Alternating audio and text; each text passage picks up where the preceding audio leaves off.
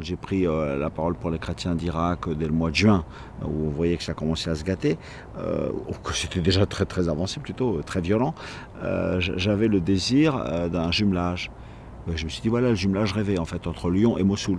Et je suis là avec un frère évêque qui n'a même plus le droit d'aller dans sa ville. Et je rencontre des quantités de chrétiens. On a marqué chrétiens sur leur maison et on les a chassés de là, un peu comme une marque infamante si l'on peut dire. Et ils n'ont plus de profession, ils ont pu partir avec leurs enfants, avec leur famille, mais avec aucun bien, rien, rien, rien.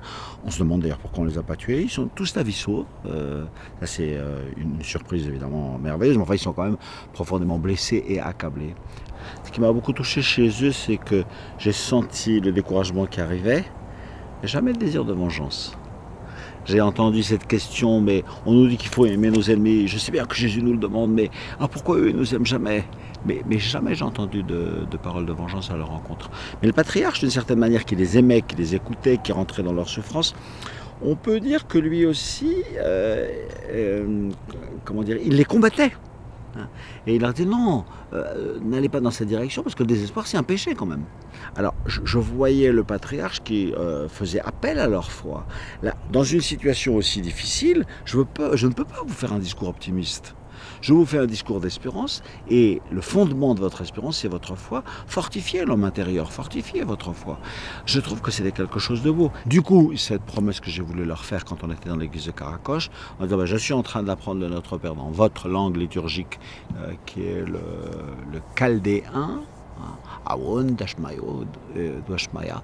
Et donc je promets que je le dirai tous les jours jusqu'à ce que vous puissiez rentrer dans votre ville. Voilà, c'est une marque d'affection.